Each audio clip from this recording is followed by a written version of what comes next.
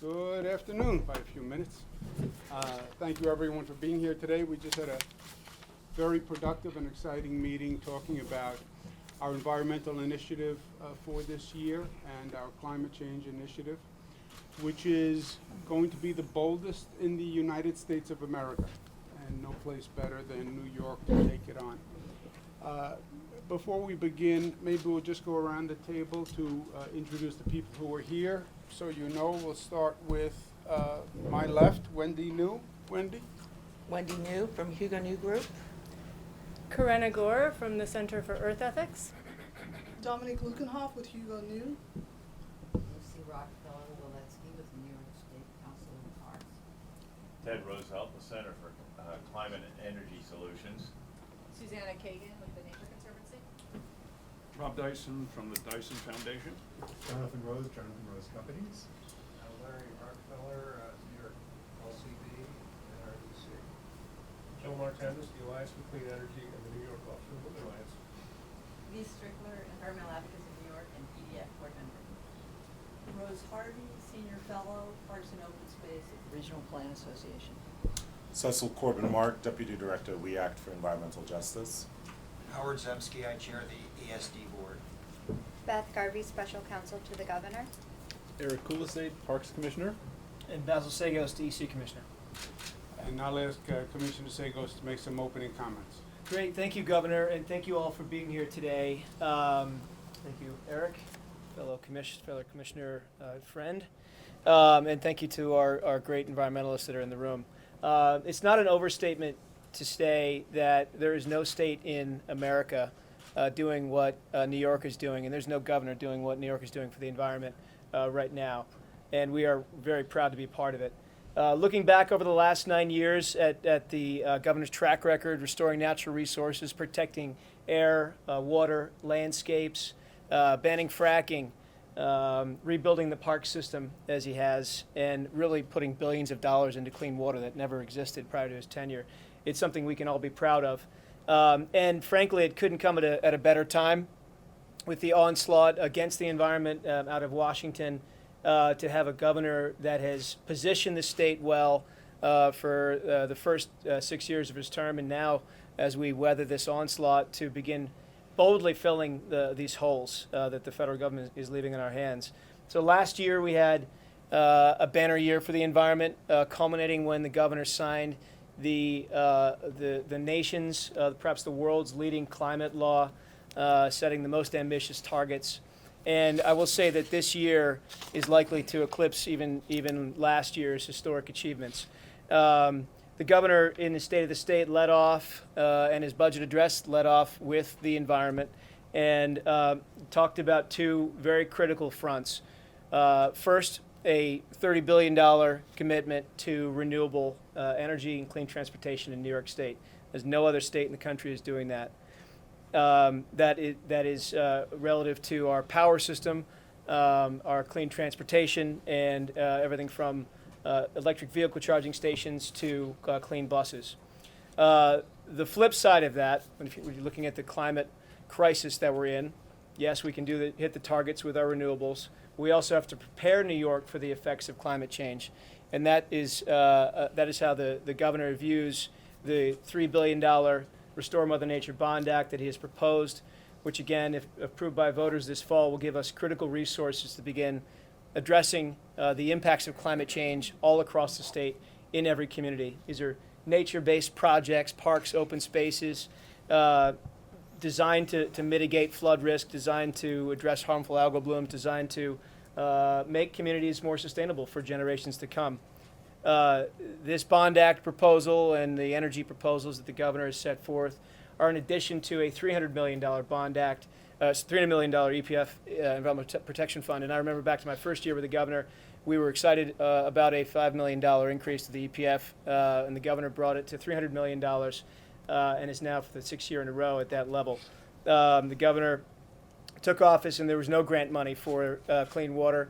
And today we have a $3 billion fund for clean water with another $500 million this year for water projects across the state. The governor banned fracking several years ago through our agencies, DEC and DOH. Now the governor is proposing to permanently ban fracking, working with the legislature to get that done. Also this year, a ban on the single-use polystyrene, so these cups and plates that are used once and then litter the landscape and clog our landfills, and that builds upon last year's commitment to ban plastic bags, which goes into effect in a few short days. So we look forward to working with all of our partners, Governor, to get this done, and to have an ambitious year and truly lead the nation with you at the helm. So thank you, Governor. With that, let me turn it over to Wendy New, who has done phenomenal work in this area. I want to thank her for being here today, as well as all the advocates and environmentalists who are here. Wendy New. Hello, and thank you all for being here, and thank Governor Cuomo especially for me to play a part in this very important campaign. So often when we talk about climate change and what we need to do to combat it, it's framed as a false choice between maintaining a strong economy today and ensuring a secure planet for the future. But we know that's not the case. Social justice and environmental responsibility are not antithetical to sustainable growth, but in fact, essential ingredients. And we have that opportunity today to show that. To me, this so-called debate is the biggest gap we have to overcome as a country. If we're going to tackle this crisis with the urgency and scale it demands, this is a war. I've always appreciated that Governor Cuomo has led New York in a way that doesn't fall victim to that false choice. New York has shown the country that environmental integrity and a commitment to equity can guide development to meet the changing demands of the economy, the people, and the planet. The proof is clear. New York today has built one of the strongest economies in the world, while also, as Governor has said, making unprecedented world-leading investments in building and guaranteeing a resilient future for all of us. The Restore Mother Nature Bond Act is a critical next step in this fight, and I'm eager to get to work with Governor Cuomo, Commissioner Basil, and all of my friends in the room here today, leading the charge for it. And I want to thank them again for the opportunity to be a part of it. By the way, I'm also a board member of the NRDC and the New York, New Jersey Baykeeper, and I have to thank them as well because they have been responsible for raising my consciousness in regards to this critical and existential threat. So thank you. Thank you very much. We'll now hear from Corinna Gore, a friend of mine for many years, who is doing great work. She's the director of the Center for Earth Ethics. Corinna Gore. Thank you so much. I'm really honored to be here. I'm the director of the Center for Earth Ethics at Union Theological Seminary and a board member of Riverkeeper. I am very excited about this vision for New York. We are living at an extraordinary time. The climate crisis has seemed to creep up on us in its urgency, in its severity. And we know that we got here by virtue of two dynamics. One is the digging and burning of fossil fuels, and the other is the depletion and destruction and deterioration of our natural world, carbon sinks like forests and wetlands. There's also a deep underlying problem in the fact that many people have felt separated from the natural environment in some way by modern lifestyles, certainly by inequities and injustices that are pervasive in our society as well. What is so exciting about Governor Cuomo's vision for New York now is that it deals with both of these things. We've spoken about an urgent and aggressive shift to renewable energy, and also this wonderful Restore Mother Nature Bond Act, which within it is a promise to future generations. This is the kind of long-term thinking that has been missing. And it really will bring to bear a newer, healthier, more just and equitable New York State that is a leader on climate change. So I'm very proud and honored to stand with this group and with Governor Cuomo and work for the Restore Mother Nature Bond Act. Thank you very much. In sum, you heard it from the Commissioner and Ms. New and Ms. Gore. We've talked about this issue for many years, but in some ways we've been lulled into a false sense of security. We've always talked about, environment as a priority, but there's a stark reality that we have to face, which is that we are failing in the mission, and the mission is to save the planet, and we're failing. If you take our rate of progress and compare it to the rate of decline of the planet, we fail. We fail. We're losing this trajectory. You see signs of this planet's decay everywhere. We tend to see them as isolated episodes, but they're all the same.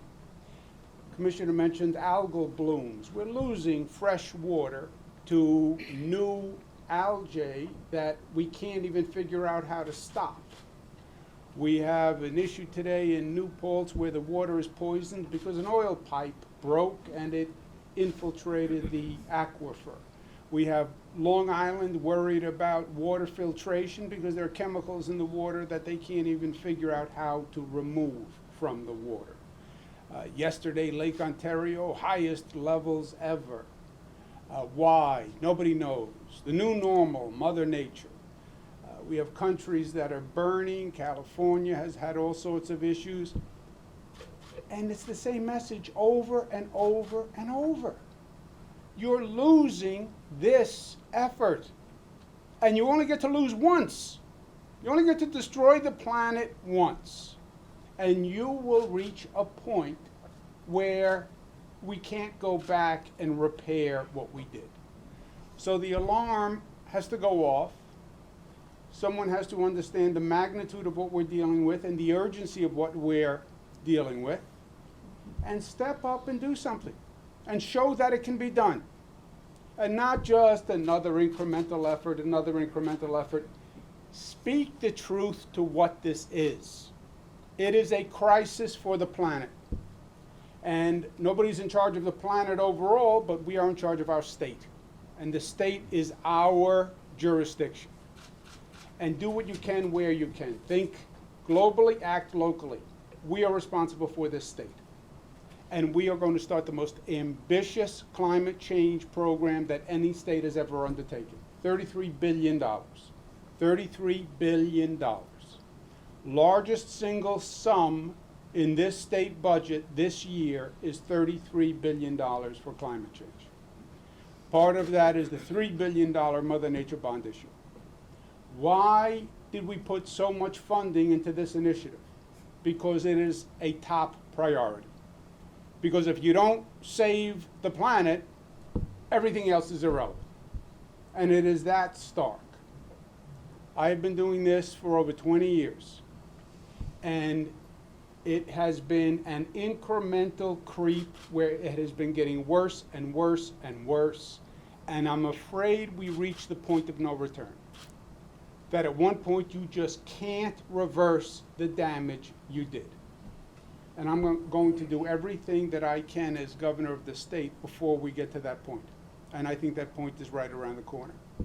So we're going to organize to get this budget passed, organize to get the legislature to pass the bond issue, to put it on the ballot, then advocate to get the bond issue passed by the people of this state in November, and then implement quickly, successfully, the most effective climate change and environmental restoration program in the nation.